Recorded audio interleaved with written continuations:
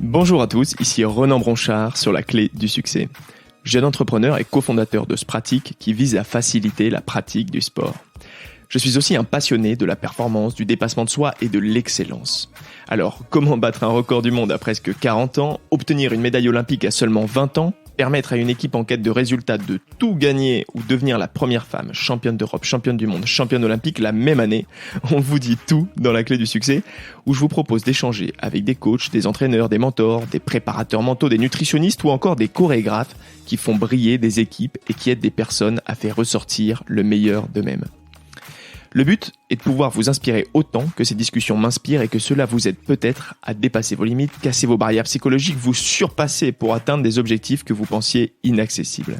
Ces personnalités extraordinaires me dévoilent en quelque sorte leurs recettes qui leur ont permis d'atteindre un réel succès avec les personnes qu'ils entourent.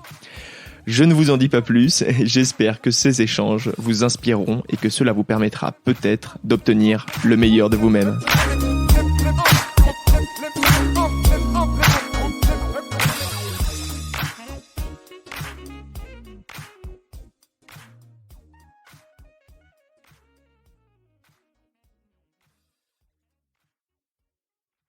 Aujourd'hui, c'est JN qui a accepté de venir discuter avec moi sur le podcast. Son parcours est impressionnant et c'est une personne qui a su faire preuve d'abnégation pour obtenir ce qu'elle voulait depuis toute petite, atteindre la plus haute marche du podium dans un sport. Alors on aborde énormément de sujets intéressants qui j'espère vous inspireront autant qu'ils m'ont inspiré. La capacité après 8 ans sans sport à cause d'une blessure à se relever et atteindre un haut niveau sportif. Comment à plus de 30 ans et en seulement 3 ans d'un sport on devient championne du monde. Jen nous dévoile également les similitudes que l'on peut voir entre le haut niveau et le sport amateur afin de se surpasser, ainsi que des pistes pour se sortir d'une situation compliquée et savoir se défendre le cas échéant. Enfin, on parlera de la société qu'elle a montée, la JN Academy, dédiée aux femmes pour les sports de combat. Le but, avoir des objectifs de dépassement de soi, physiquement, mais surtout mentalement. On échangera sur plein d'autres sujets également, mais je vous laisse à votre écoute avec JN Abdelila. Bonjour JN, merci d'être venu sur le podcast. Bonjour. Si t'es d'accord, je vais commencer par te présenter, et puis après on commencera notre discussion. Parfait. Alors, JN Abdelila, tu es championne du monde de grappling. Alors le grappling, c'est intriguant. Nous verrons plus tard en détail ce que c'est, mais pour faire simple, c'est un art martial qui a pour but de faire abandonner son adversaire avec des techniques de soumission. Clé de bras, étranglement et tout ce qui s'ensuit. Et grâce à ton expérience en tant que sportif de haut niveau, ainsi que ton expertise en tant que coach sportif certifié, tu as fondé une société éponyme, la JN Academy, où tu transmets à tous ceux qui suivent ton enseignement, motivation et dépassement de soi. Ça tombe bien, car ce sont des sujets qu'on aborde dans le podcast. Alors j'ai une première question avant de revenir sur ton titre mondial et de découvrir les clés du dépassement de soi qui t'ont permis d'en arriver où tu en es maintenant. Comment on arrive à choisir le grappling, une discipline qui est assez atypique et peut-être moins connue du grand public? Peux-tu me raconter ton histoire jusqu'au choix de ce sport?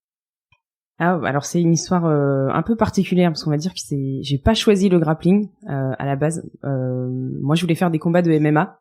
Okay. Voilà, donc moi je suis combattant pro de MMA également et quand j'ai commencé, il fallait forcément apprendre le sol parce que le grappling est ça fait partie entièrement du MMA. Et donc, j'ai commencé par apprendre le sol. Et quand on me cherchait des compétitions de MMA, on n'arrivait pas à me trouver de combat. Donc, du coup, pour garder un petit peu la forme, on m'a lancé sur les compétitions de grappling. D'accord. Voilà, pourquoi on n'arrivait pas à trouver de combat en MMA? Alors, et déjà, il y a très peu de femmes en France. Donc c'est compliqué. À l'époque, le MMA n'était toujours pas autorisé en France. Donc, il fallait aller combattre à l'étranger. Donc, en France, on faisait des combats de pancrace. D'accord. Et dans ma catégorie de poids, déjà qu'il n'y a pas beaucoup de filles, et là il y en avait pas du tout, et okay. Les quelques personnes à qui on avait proposé de combattre contre moi avaient refusé. Donc du coup, il fallait que je maintienne un petit peu ce niveau de forme, et je me suis lancée dans le grappling que je ne connaissais pas du tout. Ça a été compliqué au début, très très dur, mais voilà, donc du coup je me suis lancée dans les championnats de grappling en attendant de trouver un combat en MMA. Et justement, tu me parles de MMA, quelle est la différence grappling MMA? Donc tu disais le grappling c'est plus des techniques au sol. Exactement. Donc en fait dans la partie grappling, on a uniquement la partie lutte, projection et soumission. Et dans la partie MMA, on va rajouter les percussions. Les percussions, qu'est-ce que t'entends par percussion? Les frappes. Ok, d'accord, les frappes. Comme la boxe finalement. Exactement, les en pied-point. Et après, il y aura aussi en MMA la partie lutte contre la cage qu'on n'a pas en grappling, étant donné que c'est pas la même surface de pratique. C'est sur une surface plus grande. Comment ça se passe sur la surface de grappling? Alors la surface de grappling, c'est exactement la même qu'en lutte. Comme au sambo, en lutte, je veux dire, c'est un rond central où on va sur le rond. Exactement. Ok. Et alors, est-ce que t'as fait d'autres sports avant? Je suis pas sûr parce que c'était difficile de trouver des informations, mais de la gym, de l'athlétisme peut-être ou pas du tout? Exactement. Moi, j'ai commencé à l'âge de 5 ans par la gymnastique jusqu'à l'âge de mes 16 ans. À 14-15 ans, j'ai commencé en parallèle l'athlétisme. Voilà. Je me suis vite spécialisée dans le lancer de javelot. Donc j'ai évolué au Duc de Bourgogne avec de très très très bons coachs de très haut niveau, et ce qui m'a permis aussi en lancer d'avoir un niveau national. Donc voilà. Et ça, c'était jusqu'à mes 23-24 ans. Après, je me suis fait opérer de l'épaule, et ça a été une période de 8 ans sans sport parce qu'une grosse blessure suite à cette opération où je pouvais plus du tout mobiliser mon bras droit. Ouais. Et j'ai dû faire tout un travail sur moi-même pendant cette longue traversée de 8 ans sans rien pouvoir faire. Et pendant 8 ans, du coup, tu fais pas de sport du tout? Non, à part enseigner en lycée, parce que je suis aussi prof de PS, à part enseigner à mes élèves, faire un peu de vélo, etc., je faisais rien du tout, ouais. Ouais, hyper compliqué. Et du coup, donc tu commences à 5 ans, tu me dis. Quand tu dis à ta famille, quand t'es jeune, ce que je veux faire maintenant, c'est du sport du combat. Comment ils le prennent? Comment c'est pris? Alors mon père m'a dit oui quand tu quitteras la maison. Donc j'ai attendu d'être à la fac pour faire un petit peu de boxe française, que j'ai fait pendant 2 ans, où j'ai atteint un niveau national en fédération universitaire. Donc t'as fait des compétitions en universitaire. Ouais. Comment on appelle ça? UNSS, c'est ça? FFSU à la fac. C'est la suite de UNSS un Exactement. petit peu au lycée. Est-ce que tu peux expliquer donc il y a donc tu m'as expliqué déjà la différence MMA grappling, et quelles sont les différences entre MMA, sambo, lutte, grappling? Vraiment, qu'est-ce qui différencie l'athlète? Est-ce que tu peux faire un peu de tout quand t'es athlète, par exemple de grappling? Est-ce que tu peux aller rapidement sur le sambo ou sur la lutte? Alors en fait, le MMA, il va regrouper toutes ces pratiques-là. Dans le MMA, il va y avoir, si on vient du sambo ou de la lutte, ou ça peut être un avantage. Il y a 15 ans en arrière, on pouvait venir faire des compétitions de MMA en étant spécialisé que dans une seule discipline et essayer de la mettre en avant. Aujourd'hui, c'est plus compliqué parce que les athlètes sont complets. Mais dans le MMA, on va retrouver tous ces sports-là en fait, aussi bien le karaté que le muay thai. Donc après, arriver à basculer de l'un à l'autre. On le fait tous plus ou moins parce que on est compétiteurs, donc on aime bien aller voir un petit peu ce qui se passe ailleurs, se chahuter un petit peu. Ouais. mais ça peut, voilà, le MMA regroupe tout ça, et après il y a des sports qui sont un petit peu plus spécifiques avec des règles beaucoup plus je vais pas dire plus strictes, mais plus spécifiques à ces pratiques-là, et du coup ça va être la seule différence. Dans le sambo par exemple, on va retrouver des frappes, de la percussion, qu'on retrouvera pas dans le grappling, mais les formes de lutte et de projection du grappling peuvent être proches de celles du sambo ou du judo par exemple. Juste pour revenir sur tout à l'heure, tu me disais il y a pas beaucoup c'était difficile pour trouver des combats toi quand tu étais plus jeune. Pourquoi il y a peu de femmes qui font du MMA? Est-ce que tu penses que c'est cet aspect physique, et on pense de suite physique c'est homme du coup, et du coup il y a moins de femmes qui en font de base? Est-ce que tu penses que la pratique est en train d'aller vers autant de femmes et d'hommes?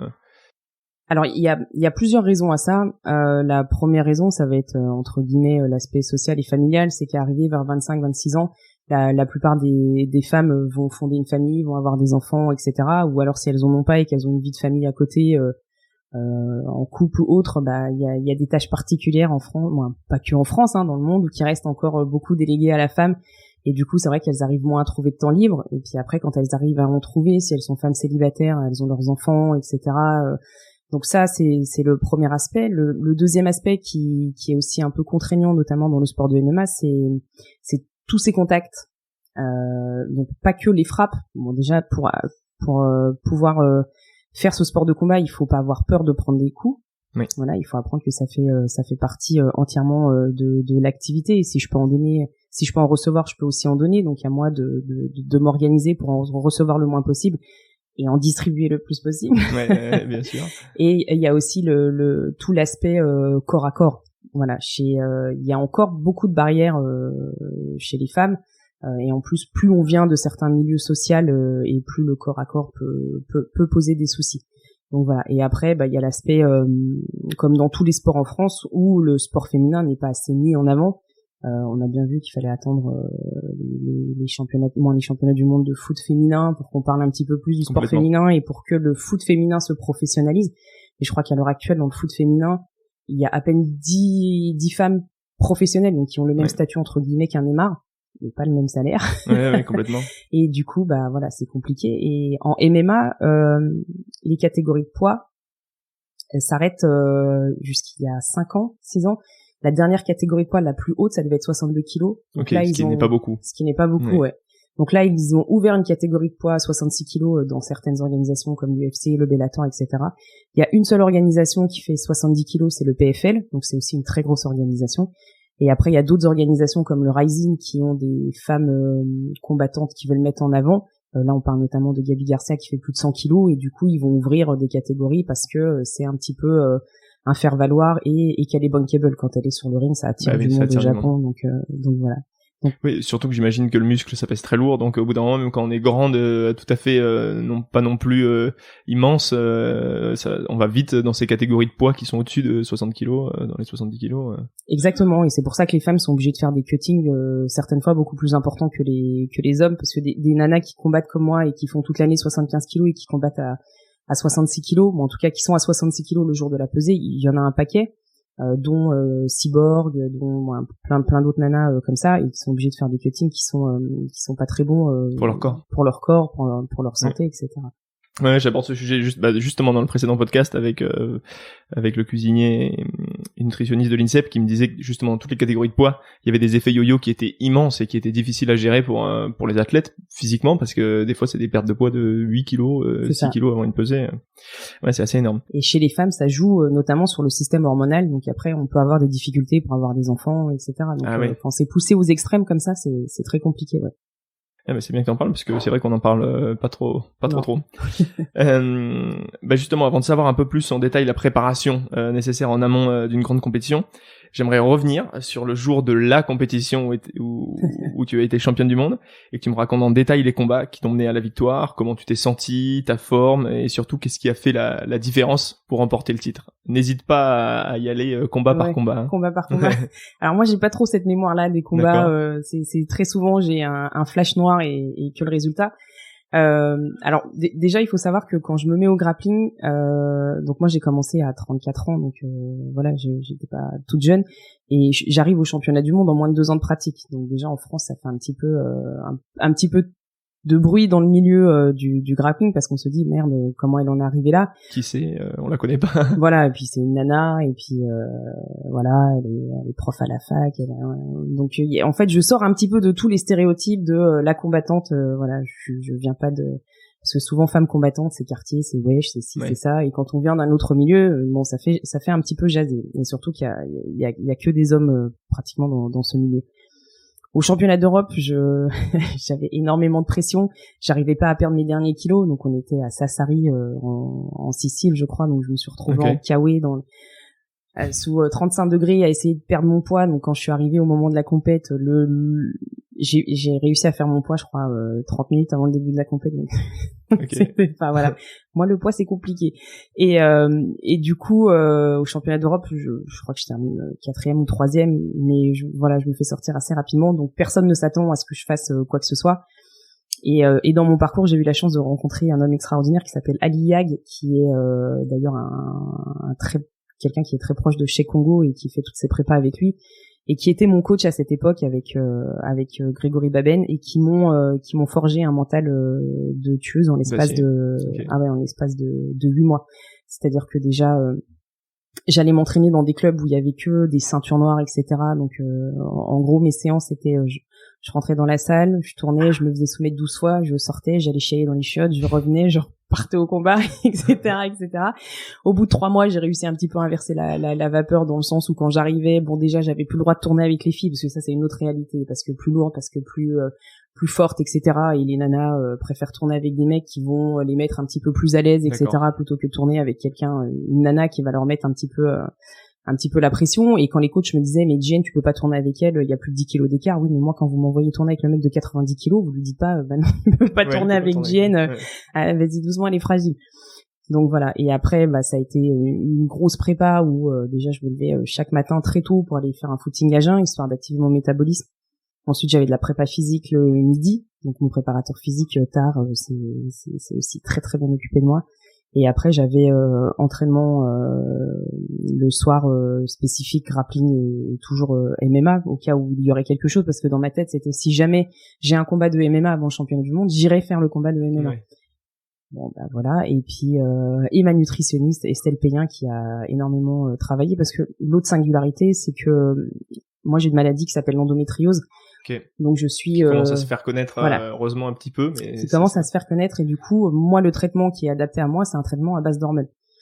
Donc gérer le poids avec les hormones c'est juste une catastrophe. Donc je suis arrivée en Turquie en forme pour le coup. J'avais perdu mon poids avant de prendre l'avion pour pas me retrouver comme dans la situation au championnat d'Europe où tu perds 30 minutes avant. Ouais, c'est surtout que j'étais partie de l'aéroport Charles de Gaulle pour l'Italie, j'avais 500 grammes à perdre. Donc pour nous, on s'était dit c'est bon. Je descends de l'avion, je suis à plus de 2,5 kg. Donc après après tu rajoutes le stress, tu peux plus perdre ton poids. Donc là, je suis arrivée au poids. J'ai juste fait je crois 20 minutes de tapis avant la pesée, mais voilà, tout était réglé. J'avais 2 adversaires principales qui étaient une Russe et une Italienne qui m'avaient sorti au championnat d'Europe, mais facilement. Elles m'ont pas juste sorti, on a fait un peu de chamaillerie ou D'accord. non, elles m'ont tarté et je suis sortie et je me suis dit bon bah c'était chouette. Donc j'avais ces 2 adversaires là et on s'est préparé comme ça, sachant que moi techniquement j'avais pas le même bagage qu'elle parce que j'avais à peine 1 an et demi de pratique, 2 ans. Donc moi techniquement je sais faire des choses de base quand je vais à cette compétition, c'est-à-dire mettre la pression, tenir des positions, et mon jeu était qu'à base de ça. Ma force principale dans ce sport-là, c'est que je suis quelqu'un de très puissante, et du coup bah il fallait partir de ça, composer avec ça pour arriver au championnat du monde.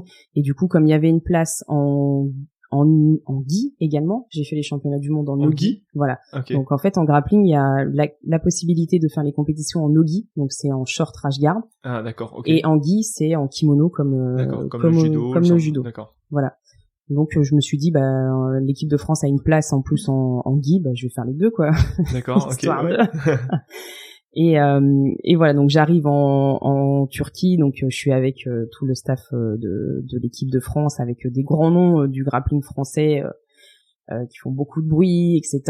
Donc moi je suis à l'écart, j'ai la chance d'avoir mon coach avec moi, donc on se conditionne, voilà, petite prépa mentale, un peu de... T'as une petite équipe qui t'est réservée en quelque sorte, ou ils ont d'autres athlètes, ou vraiment c'est ton équipe Non, ils ont d'autres athlètes, mais la chance que j'ai eue, c'est que cette année-là, en coach adjoint, il y avait mon coach dans l'équipe de France. Ok. Voilà. Donc du coup, il m'a et de toute façon, même s'il avait pas été pris comme coach adjoint, il m'aurait accompagné. Ouais. Et voilà, donc la compétition commence et moi je suis dans ma bulle. Je crois que le premier tour, je prends une Iranienne. Voilà, ça se passe assez rapidement parce que j'ai une bonne lutte, etc. Donc je crois que je la soumets debout. Bon, ça passe assez facilement. Après, j'ai une petite indienne aussi où là. Quand tu soumets debout, qu'est-ce que tu... Parce que moi je vois au sol donc clé de bras. Ah, ça peut être la clé de jambe peut-être debout ou des choses. Moi, j'aime bien les étranglements. Donc, ok, étranglement debout, ça marche aussi. Je feinte de rentrer dans les jambes, j'attrape la tête et au dernier moment, je serre la tête et voilà, soit tu tapes, soit tu t'endors. Ouais. Donc souvent, elles s'endorment. Ouais. Ah oui, non, parce que j'allais dire, elles veulent résister pour avoir le titre et du coup elles abandonnent pas. Mais ça m'est déjà arrivé d'endormir les nanas en compétition. C'est la première fois, ça fait un peu peur. Bah oui, j'imagine. Ouais. Donc après, je passe le tour avec l'indienne, bon, tout se passe bien. Et je rencontre l'italienne, championne d'Europe, plusieurs fois championne du monde, qui m'avait sorti assez facilement. Et là commence vraiment la vraie guerre, parce qu'en plus, la vraie mentalité italienne, pas du tout fair play, etc. Donc ça va rapidement au sol sur des projections. Je la mène au point, elle me renverse, donc du coup elle reprend le dessus et à la fin on est à égalité. Donc du coup, il y a une espèce décision d'arbitrage. Non, même pas en fait. On a, je crois, 3 minutes ou 5 minutes pour terminer le combat. Okay.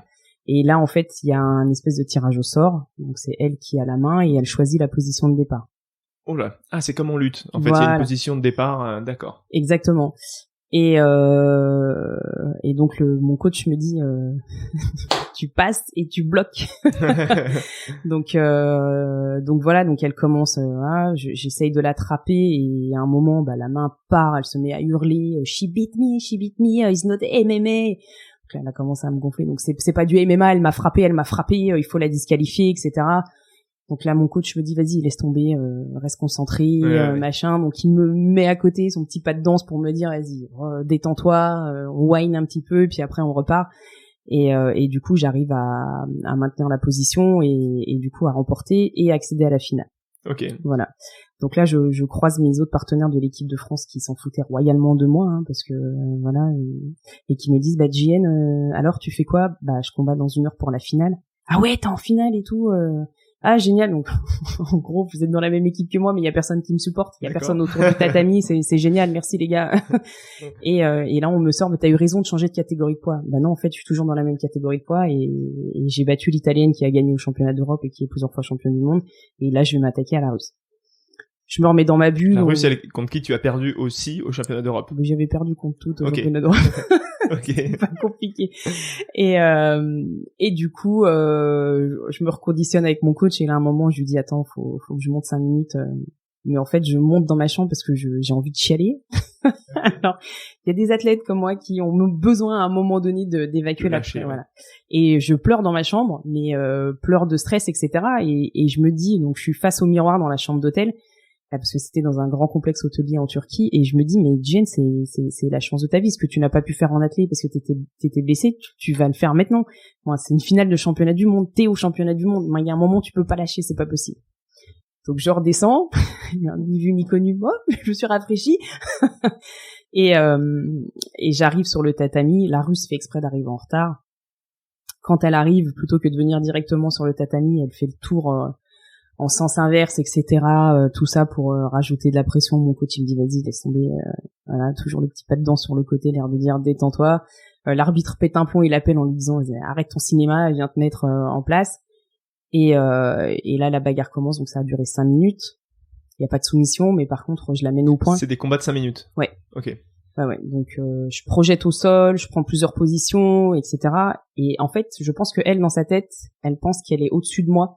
Donc elle a pas dû voir le bon score parce qu'il doit y avoir que 1 ou 2 points d'écart. Comment c'est marqué? Il y a un tableau d'affichage? Exactement. Où tu vois les points, où tu peux suivre toi en tant qu'athlète pendant tout le combat. C'est ça. Comme en lutte ou en judo, c'est les mêmes tableaux en fait. D'accord. Okay. Ouais. Et donc moi je vois que je mène au point et elle, dans sa tête, elle se dit c'est moi qui mène. Donc elle se met en position de tortue au sol. Donc tortue, elle est à 4 pattes regroupées, donc je peux saisir ni les mains ni les jambes. Et donc moi je suis au-dessus, je vois que je mène, mais si je travaille pas, l'arbitre va me mettre une pénalité. Alors que voilà, donc mon coach il me dit vas-y, fais semblant de bouger, bouge, tourne, donc je fais semblant de tourner autour d'elle, venir attraper la tête, etc., de la secouer, et elle pareil, elle fait semblant de bouger mais sans se rendre compte que machin, et là ça sonne et je suis championne du monde, et le premier truc c'est que je me jette dans les bras de mon coach, voilà, et je me dis waouh quoi, c'est génial, et je réalise pas vraiment quoi, et quand le podium arrive, c'est là que je dis quand on est une femme c'est quand même compliqué. L'équipe de France se regroupe à l'opposé du podium dans le gymnase et je suis toute seule sur le podium avec la Marseillaise, avec juste 2 athlètes en face de moi parce que les autres ont un petit peu la rage de se dire on m'attendait, parce qu'il y a eu énormément d'articles de journaux, etc., et au final ils ont pas fait de résultats, et je suis sur ce podium. Bon, il y a mon coach, pour moi c'est tout ce qui compte. Il y a 2 autres athlètes, je crois que c'était les frères Blumenthal, même le président du comité français de grappling qui est rattaché à la fédération de lutte n'est pas présent à ce moment-là, et il y a la Marseillaise, et moi je me dis moi je suis seule, j'ai Ali en face de moi, donc c'est cool, mais voilà, et là je me dis est-ce que je peux dire des gros mots? Ouais, et là je me dis putain, bordel de merde, la Marseillaise elle chante et c'est pour moi en fait, et je suis pas de l'autre côté de la télé, et je suis là, et c'est moi, et c'est un truc de dingue. Et même le soir quand j'étais dans ma chambre d'hôtel, je me suis mis sur le balcon et j'avais envie de crier quoi, et de me dire mais putain, je l'ai fait quoi, j'ai galéré toute ma vie depuis que je suis gamine, je suis dans le sport et je voulais atteindre ce haut niveau là. J'ai pas pu l'atteindre en gym parce que j'étais pas très très forte. Ouais. En athlé, j'aurais pu, mais avec cette opération d'épaule, c'était mort. Et là, de me dire putain, je suis arrivée, ça fait à peine 2 ans que je suis là, Tu t'es sorti de ces 8 ans de galère, t'as repris le sport, exactement. t'en es arrivé jusque là. Ouais. C'est ça. Mais après, il fallait vite se remettre dedans parce que le lendemain, il y avait la compétition en Anguille. Et là, je savais qu'elles allaient vouloir m'arracher la tête parce que moi, avec le kimono, très concrètement, j'avais dû le mettre 2 fois dans ma vie. Oui, c'est toute une autre technique. Il y a des techniques où t'attrapes le kimono. C'est ça. Bon, attraper le kimono, chahuter, tout ça, j'y arrive à peu près, ça va. Mais et pareil après le même parcours. Donc l'indienne, je la sors au premier tour. Je perds contre la russe au deuxième tour. L'iranienne qui venait du judo, au final j'arrive à la projeter au sol, etc. Donc tout va bien. Et après l'italienne m'a fait ma fête. Okay. Je m'en foutais. Et du coup je termine le 3e derrière la russe. Donc c'était italienne, russe, et après c'était moi. Donc t'es 3e au final t'es quand même sur le podium à la fin. Ouais. Okay. C'était cool.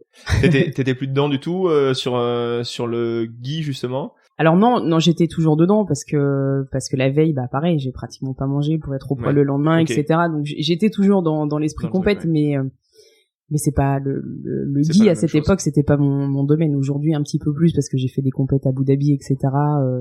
Mais je suis que ceinture bleue. Et je me rappelle quand je suis montée sur le tatami avec ma ceinture blanche au premier combat de ces championnats du monde, il y a un athlète de l'équipe de France qui est venu me voir en me disant non mais Jane, tu vas pas rentrer sur le tatami avec ta ceinture blanche et nous foutre la honte. Mais en fait si, je suis ceinture blanche et je pars du principe que tout le monde peut soumettre tout le monde et j'ai pas peur d'affronter une ceinture noire ou marron. Et si toi tu estimes qu'avec ma ceinture blanche je te fous la honte, change d'équipe en fait, tout simplement. C'est incroyable qu'il y ait pas de respect comme ça qu'il y ait pas eu de respect à ce moment-là dans cette équipe. Ouais. Ok, et tu continues toujours les compétitions? Là en fait j'ai enchaîné avec une autre grosse blessure parce que quand on s'entraîne dans le milieu du MMA, il faut composer aussi avec l'ego masculin, et je me suis fracturé 2 vertèbres lombaires il y a 3 ans. Donc du coup j'ai pris un an de retard. Et là j'ai 39 ans. Donc en MMA, je ne peux plus combattre en France, ce qui est dommage parce que le MMA est légalisé en compétition et que les premiers gros events, là le premier Bellator c'est dans 15 jours. Je pourrais pas combattre en France, donc si je vais combattre ce sera à l'étranger. Et après en jiu-jitsu brésilien, grappling, pour l'instant j'attends parce que comme les compètes se font toutes à l'étranger, moi je veux plus combattre en France pour le comité français de grappling, parce qu'il y a eu d'autres problèmes après sur l'autre championnat du monde, des gros problèmes où on a fait des vidéos en se moquant de moi qui ont tourné, etc. Par des gens qui sont un petit peu bêtes, etc. Et la Fédé n'a pas pris position à ce moment-là, ni le comité grappling, ni la lutte, ni la Fédé de lutte que j'ai averti. Donc je ne ferai plus de compétition en tout cas pour ces instances-là, et je ne retournerai plus en équipe de France. Et là, comme les compétitions se font à l'étranger, avec le Covid, on sait pas pour l'instant comment ça va. Voilà. Puis à 39 ans, je crois qu'il y a un moment, il faut. Bon, tu verras. Mais voilà. Okay. Mais l'envie est toujours là, en tout cas. Ok, super parcours. J'aurais voulu aborder un autre point dont j'entends peu parler. J'ai vu que sur les réseaux sociaux, tu avais fait un fitness challenge 25 jours Ramadan. Est-ce que lorsque tu es à haut niveau, par exemple l'année du titre, tu faisais toujours le Ramadan? Et si oui, comment on peut arriver à gérer donc cette période qui est pas facile, parce que je le rappelle, on mange pas pendant les périodes de jour et on ne boit pas non plus. Et comment ça se gère un si haut niveau? Et est-ce que c'est bien accepté dans le milieu du sport aussi de faire ça quand on est à haut niveau? Ouais. Alors le Ramadan, est-ce que c'est accepté dans le milieu du sport à haut niveau? En fait, je pense qu'ils n'ont pas le choix parce qu'il faut composer avec, parce que la plupart des athlètes de haut niveau, sans vouloir faire du communautarisme, sont très souvent de confession musulmane. On le voit en équipe de France de football, au handball ou dans les sports de combat. Donc ils sont obligés de composer avec. Et le souci, c'est qu'en France, le sport n'est pas vraiment professionnalisé. Donc chacun fait à sa sauce, chacun se débrouille, etc., etc. Moi, j'ai la chance quand même d'avoir beaucoup de connaissances en nutrition et d'être bien encadré. Donc, pour moi, ça me pose pas de problème. Mon dernier combat en pancrace, le 100% Fight 25, j'ai combattu en période de Ramadan. Donc, j'ai fait toute ma prépa pendant le Ramadan. Et j'ai coupé le jeûne le soir après la pesée. Donc le jour du combat, par contre, je faisais pas le ramadan. Voilà. Mais avant, voilà. Et après, moi j'ai toujours fait du sport à haut niveau et des compétitions pendant que je faisais le ramadan, ça m'a jamais et ce depuis petite. Donc ça m'a jamais vraiment posé de soucis. Voilà. D'ailleurs, mon préparateur physique, s'il était là, il vous dirait que j'ai jamais été autant performante que lors de mes prépas pendant le ramadan. Mais parce qu'en fait, j'arrive à enclencher mentalement le petit curseur qui me dit vas-y, ferme-la, parce que toi, à 21h ou 19h, tu vas pouvoir manger et te réhydrater, etc. Alors que d'autres personnes, c'est leur vie toute l'année, toute leur vie, quoi. Donc à un moment donné, soit tu composes avec ça et t'avances, soit tu trouves des excuses en disant j'ai fait un ramadan, j'ai trop chaud, j'ai pas assez bu, et puis au final tu te dépasses pas et t'avances pas, quoi. Donc psychologiquement, finalement, ce que tu dis, ça t'aide un petit peu. Mais je crois que j'ai aussi un truc un pet au casque qui fait que j'adore être dans le challenge permanent, dans le défi, dans la bagarre. Bah justement, avant de savoir ce qui t'anime en ce moment et tes nouveaux challenges, j'aurais aimé savoir le jour d'une compétition. Tu peux prendre l'exemple ou le jour d'une compétition pour quelqu'un que tu vas préparer, ou le jour d'un examen, par exemple à la fac où tu es prof aussi. Comment tu prépares physiquement, psychologiquement, qu'est-ce que sont les choses à faire au niveau nutritif? Est-ce qu'il faut manger avant, pendant, après la compétition? Voilà, un peu tout ce qui entoure la préparation, que ça soit physique, psychologique et nutritivement. Ouais, alors dans la pratique des sports de combat, c'est différent parce qu'il y a une pesée, soit elle se fait la veille, soit elle se fait le jour J. En grappling, très souvent c'est le jour J, en MMA c'est la veille. Donc et avant cette pesée, il y a toute une phase où on va se déshydrater. Certains vont faire des gros cuttings avec des bains chauds. Donc avec un bain chaud, on peut perdre 8 kilos en 1h30, par exemple. Donc après, il faut avoir les bons trucs pour se réhydrater, manger les bonnes sources de glucides et de lipides au bon moment. Donc ça, c'est assez particulier. On va dire que ça dépend aussi de chacun par rapport à où sont les curseurs à ce moment-là. C'est pour ça que c'est important d'être encadré quand on fait des cuttings. Et après il faut moi quand je pars en compétition de grappling, j'ai toujours ma petite boîte avec voilà, j'ai terminé la pesée, telle quantité d'eau après la pesée, il me faut des sucres rapides, donc moi je vais prendre du pain d'épices, une compote, etc. Et puis entre deux combats, je vais recharger encore avec du pain d'épices, une boisson d'effort à base d'eau et de jus de pomme, parce que moi je prends aucun complément. C'est millimétré à ce moment-là? Quand tu prends ton bout de pain d'épices, tu prends un peu ce que tu veux parce que t'en as envie, ou c'est vraiment millimétré et que t'as ta part, tu sais c'est ça qu'il faut manger?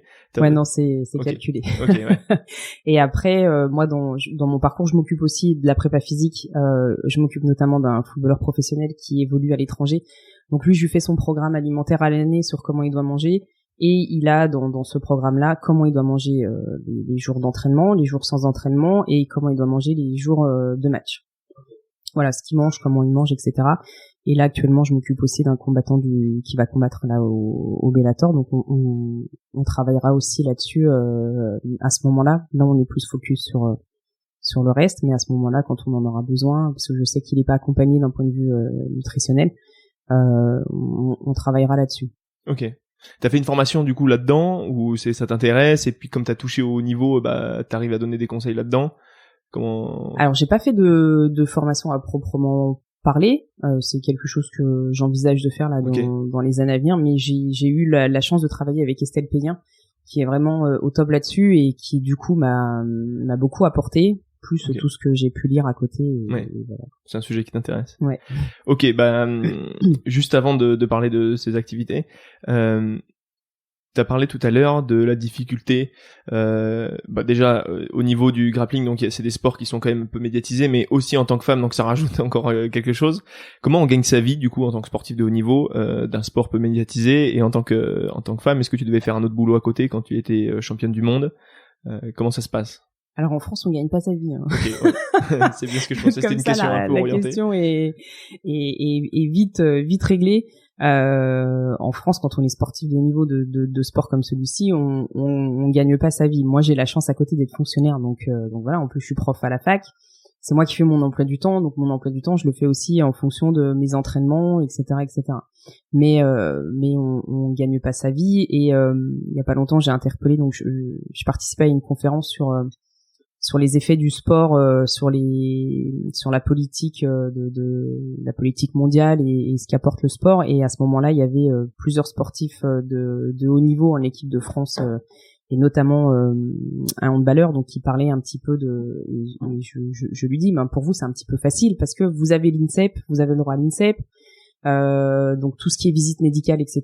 Vous avez tout un staff sur place, vos horaires sont aménagés, vous avez une reconnaissance de statut parce que vous êtes des sports olympiques. Mais quand on n'est pas dans un sport olympique, il n'y a pas cette reconnaissance-là. Ça veut dire que nous, par exemple, avant chaque combat, il faut faire un test VIH, test hépatite, un scanner crânien, un fond d'œil, un électrocardiogramme. Okay. Donc tout ça, c'est nous qui payons en fait, même si on a une sécurité sociale, même s'il y a la sécu et même si on a moi mes partenaires d'entraînement, tous n'ont pas une mutuelle en fait et la plupart sont au RSA ou sont étudiants.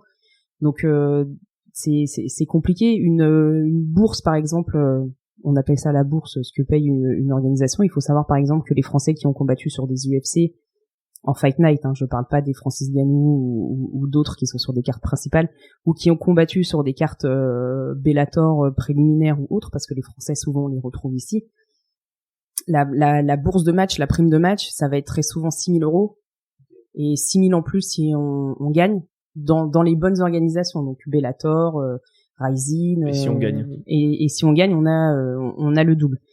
C'est voilà. En France aujourd'hui, des mecs qui vivent du MMA, on a Francis Ngannou, maintenant il évolue plus en France. On a Cyril Gagne qui combat en poids lourd aussi à l'UFC. On a Mansour Barnaoui qui vient de gagner un tournoi à $1 million. On a Saladin Parnasse qui est jeune et qui prend aussi des primes à plus de 10 000 je pense sur ses combats. Mais voilà, des combats dans l'année, on en fait 2, 3, pas plus. Ouais. Et une année comme le Covid où on n'en fait pas. C'est compliqué. Donc c'est compliqué, ouais. Ouais, et puis même 10 000 € de prime, si on fait le calcul, il y a 3 combats, 30 000 par an, c'est pas un super salaire, surtout à Paris. C'est ça. Alors, ok, ouais, pas facile. J'ai vu que tu avais pas mal donc d'activités. Est-ce que tu peux me raconter un peu qu'est-ce qui t'anime en ce moment? J'ai vu notamment que t'avais, j'en ai parlé dans l'introduction, que t'avais créé donc une société qui s'appelle la GN Academy. Quelle est l'idée là-dedans, qui tu accueilles, voilà. Ouais, alors j'ai 2 activités en plus de mon métier d'enseignante. Donc j'ai une boîte de coaching où j'interviens en coaching en entreprise, coaching privé, etc. Donc pour des personnes qui ont des problématiques de perte de poids ou en entreprise pour donner un petit peu des cours de bien-être, de boxe, de dépassement de soi, etc. Où je peux aussi faire des conférences sur la motivation, ce genre de choses. Et là, je viens de créer donc la GN Academy, qui est une académie de sport de combat, mais que j'ai décidé de dédier uniquement aux femmes. Donc, je donne des cours de sport de combat. Donc, pour les femmes, pour qu'elles apprennent. Alors, je leur fais croire que c'est pour apprendre à se défendre. Ouais. Et à la base, elles viennent aussi pour ça. Parce que très souvent c'est des nanas qui ont des problèmes d'agression dans la rue ou etc. et qui aimeraient être un petit peu plus fortes, mais très vite j'ai d'autres objectifs pour elles, donc qui sont notamment des objectifs de dépassement de soi. Et ce que je vais leur faire comprendre, c'est que quand on arrive, on sait pas faire grand chose, et quand on apprend à faire des choses, on se sent plus fort, non pas physiquement mais mentalement, parce qu'on se dit waouh, je pensais pas un jour que j'étais capable que je serais capable d'attraper quelqu'un par les jambes, de jeter au sol, mettre des coups, ouais. Passer sur le côté, me faire une clé. Et au final, si on arrive à faire tout ça dans ce sport-là, ça veut dire on peut arriver à faire d'autres choses dans son milieu personnel, et que ça demande du travail, c'est sûr, ça demande beaucoup de répétitions, ça demande de l'engagement, mais au final, on y arrive toujours. Ok. Et justement, est-ce que t'as plus de femmes que d'hommes qui veulent se former au combat? Donc tu viens de me répondre un peu plus que oui, surtout que là, ce que t'as créé, donc c'est essentiellement pour les femmes. Et donc, est-ce que donc les problématiques que t'entends le plus, donc c'est des problèmes de harcèlement, est-ce qu'on vient te voir le plus souvent avec ces problématiques-là? Donc les femmes viennent te voir avec ces problématiques-là. C'est vraiment quelque chose qui est importante pour elles, c'est de savoir se défendre en fait dans la rue, quoi. Oui, alors j'ai beaucoup de cas comme ça, et j'ai encore reçu 2 messages là ce matin sur Instagram de nanas qui me disent je marchais dans la rue, je me suis fait agresser et je me suis dit mais j'aurais dû lui dire ça ou j'aurais dû faire ça. Alors c'est voilà, souvent elles viennent avec cet objectif-là, d'autres viennent parce qu'elles ont besoin de se défouler et de se décharger un petit peu, parce que j'ai beaucoup de mamans célibataires. Voilà, qui viennent parce qu'à un moment elles se retrouvent un peu à tout gérer, etc. Et elles ont besoin de se défouler. Donc quand elles viennent avec l'optique de juste se défendre, donc je leur explique toujours que moi, quoi qu'il arrive face à une agression, je leur conseillerais toujours de prendre la fuite, voilà, et que après, ce qui va être important, c'est pas de savoir donner un coup, mais de réfléchir sur les principes et notamment la gestion de la distance dans une agression peut être très importante. Savoir à quelle distance je me place en fonction de est-ce qu'il est armé ou pas armé, ou est-ce qu'il m'attaque ou autre. Et très souvent, quand j'arrive à leur faire comprendre que quand quelqu'un t'attaque, si tu casses la distance et que à un moment donné tu arrives à faire en sorte qu'il ait plus de liberté de mouvement, tu seras à l'abri. Bon, ça, très souvent on se fait agresser par des hommes, donc la force physique va jouer, mais ça peut te donner le temps de réfléchir à comment enchaîner sur la suite et pouvoir soit partir, soit utiliser une technique de frappe ou de soumission qui va te permettre de vite casser la distance et de te sauver. Super intéressant. Est-ce que justement dans ton coaching là tu vois des similitudes donc entre le haut niveau quand toi t'étais au haut niveau et l'entraînement du sportif on va dire amateur plus parce que c'est pas c'est pas leur activité principale. Ils veulent pas aller dans le haut niveau non plus. Est-ce que tu vois vraiment des similitudes? Est-ce que toi t'apportes des choses qui t'ont apporté à toi aussi et est-ce que eux t'apportent? Alors c'est deux domaines qui sont vraiment différents en fait. Je sais par exemple que les nanas que j'entraîne, elles vont admirer cet état d'esprit que j'ai, etc. Mais c'est quelque chose qui va leur faire peur parce qu'elles voient que derrière il y a une charge de travail qui est quand même assez conséquente. Parce que même si là j'ai pas de compétition en vue, je m'entraîne toujours 2-3 fois par jour. Donc ça c'est quelque chose qui est différent. Ce que je vais pouvoir moi leur apporter, ça va être voilà toutes ces notions de dépassement de soi et de pas s'arrêter. Et voilà, moi je leur dis souvent, et c'est un petit peu mon je sais pas comment on dit ça, mon credo ou ouais, ton credo. Voilà. Persuade ton esprit que tu peux le faire et ton corps suivra. À partir du moment où dans ta tête tu commences par arrêter de dire ah non je vais pas y arriver, tu y arriveras pas. Mais si tu te dis je vais essayer, je vais y arriver, et s'il me faut 15 essais pour y arriver, c'est pas grave. Au final on va pas regarder les 15 essais, on va voir où t'es arrivé en fait. Donc c'est ce qui compte. Et du coup j'essaie justement, et je pense que c'est pour ça aussi que mes cours plaisent, je sors vraiment du contexte fédéral tel que moi je l'ai connu, ce contexte qui est un petit peu malsain, orienté vers la compétition les uns les autres, etc. Les femmes qui viennent pratiquer dans mon association, c'est pas ce qu'elles recherchent. Elles recherchent vraiment à déjà prendre du plaisir. Elles recherchent aussi le lien social. Voilà, quand elles viennent, il faut qu'on se marre, il faut que ce soit drôle. Voilà, elles viennent pour transpirer. Ce qui est cool aussi, c'est que dans mon asso, si tu peux pas faire garder tes enfants, ils peuvent venir aussi. Ils sont à côté, etc. Et je trouve que ça c'est bien parce que les enfants voient les mamans se dépasser et du coup ils changent un petit peu de Ils sont hyper fiers de leur maman, quoi. Exactement, ouais. Et voilà. Et moi, elle m'apporte aussi tout ce petit côté où j'arrive à faire du sport sans me prendre la tête et à penser compétition en permanence. Même s'il y a toujours des challenges dans les cours et qu'elles adorent ça. Mais voilà, je peux pas concevoir le sport pour elles comme je le fais moi aux entraînements aujourd'hui. Par exemple, je mets pas de frappe directe parce qu'elles veulent pas. Moi, elles ont pas envie d'aller travailler avec un cocard, elles ont pas envie d'avoir des bleus, elles ont pas envie. Donc voilà. Ça c'est la GN Academy du coup, l'association ouais. que t'as. Ok. Top. C'est passé quand même assez rapidement. J'ai 3 petites questions. Ouais. Que je pose en général. C'est une question plus pratique, mais tu viens d'y répondre un petit peu. Mais c'est la question. J'ai une question pratique, c'est self-défense. Donc justement, tu te fais agresser en pleine rue. Donc homme ou femme. Hein. Quelle est la stratégie à adopter? Donc dis-moi tous les cas. Donc la première stratégie que tu viens de dire c'est fuis si tu peux. Ouais. Ok. Mais si j'ai pas l'option de fuir, qu'est-ce que je dois faire? Qu'est-ce que tu conseillerais à analyser? Quelles pistes vers lesquelles tu t'orienterais? Ouais. Alors c'est compliqué parce qu'il y a autant d'agressions qu'il y a d'agresseurs. Donc répondre à une seule par un seul exemple, c'est un petit peu compliqué. Et moi je veux m'écarter un petit peu de tous ces cours de Krav Maga ou ce genre de choses où je trouve que les situations sont tellement dénaturées qu'elles ne sont plus réelles. Moi ce que je vais donner comme conseil, ça va être déjà de prendre connaissance de la posture de la personne en face. Voilà, si la personne elle a la main dans le dos ou etc. Déjà tu sais que t'as un couteau. Je crois que il y a une étude qui a été faite, un agresseur avec un couteau, il peut donner jusqu'à 10 coups 10 coups de couteau en moins de 3 secondes. Ok. Voilà, donc faire une roulade par terre pour lui attraper la jambe, ça ne marche pas.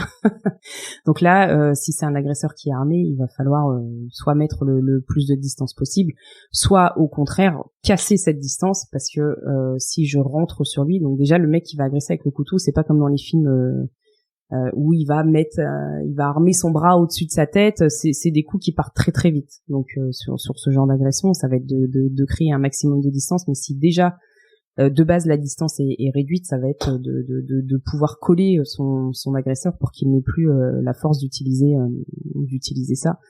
Et après oui, moi je vais vraiment plus donner des conseils sur quelle posture il a en face de toi. Est-ce que c'est quelqu'un qui tu sens déjà dans la posture qui va te rentrer dedans ou etc., ou est-ce que c'est quelqu'un qui est hésitant ou fuyant. Mais après ce sera plus de la gestion de distance. Pour moi c'est le plus important. Donc t'analyses ta situation en gros, voilà. Tu fuis si tu peux, ouais. T'analyses la personne et puis en fonction de ça, tu le colles pas, ou t'essayes de savoir comment t'enfuir après, de sortir de là le plus rapidement possible. Ouais. Quoi. Par exemple, quand je fais des démonstrations avec une femme qui est sur le dos et un agresseur qui est au-dessus, mes nanas vont me dire la première chose que je vais essayer de faire, ça va être de le repousser. Déjà, pour le repousser quand tu es sur le dos, ça va te demander un certain nombre de forces. Ouais. Alors que si tu arrives à le coller et à l'amener sur toi, tu vas pouvoir travailler sur d'autres choses, notamment le renverser, l'étrangler, lui faire une clé, ce qui va te permettre au moment opportun de mettre un coup explosif. Quand je dis un coup, c'est un coup d'énergie, pas forcément une frappe, pour justement casser cette distance et pouvoir après t'enfuir. Hyper intéressant. On se visualise bien du coup la scène. Ta semaine type, la semaine type de Djihen Abdelila quand tu gagnes les championnats du monde. Alors la semaine avant les championnats du monde, il faut savoir que quand on est dans les sports de combat, c'est la semaine où on relâche un petit peu. Okay. Voilà, donc on fait moins d'entraînement. Donc les semaines avant, ce sera des semaines très chargées techniquement et physiquement. Mais la semaine d'avant, on laisse un petit peu venir le manque du combat en fait. On a passé 2 mois et demi à s'entraîner où c'était la bagarre, des séances physiques très très dures où on tire avec un TRX, il faut que t'avances, il faut machin. Et ça moi les gens qui sont pas dedans, ils peuvent pas se rendre compte. Mais ça te manque quoi au bout d'un moment. Ouais, mais en fait, on a l'impression d'être comme un lion en cage, en fait. On m'a conditionné pour ça. Il y a un moment, faut que ça parte. Okay. Et du coup, on casse un petit peu ce rythme. Ça permet aussi de se reposer. Ça permet de descendre au niveau du poids aussi sur cette dernière semaine sans trop faire d'efforts. Et du coup, ça crée un petit peu. Donc la dernière semaine, ça va plus être des footings à jeun le matin, de la répétition technique le soir, léger, 2-3 sparring légers, etc. Et après très souvent on part 1 ou 2 jours avant la compétition, donc la semaine elle est vite passée. Ok, ouais, c'est un peu les mêmes journées que tu passes mais avec beaucoup de repos dans la journée. C'est surtout un petit peu le matin, un petit peu le soir, mais dans la journée c'est vraiment repos quoi. Ouais. Ok. Ouais. Et enfin, j'ai une dernière question. Quel conseil tu donnerais à une personne qui souhaite se dépasser, repousser ses limites? Moi, des conseils, il y en a plein, mais j'ai envie de dire peut-être arrêter de regarder ce que font les autres et de se dire waouh, elle fait ça, lui il fait ça, et voilà. Moi, ce que je peux dire à ces personnes-là, c'est si je l'ai fait en moins de 2 ans de pratique, je suis pas une exception en fait. C'est que tout le monde peut le faire.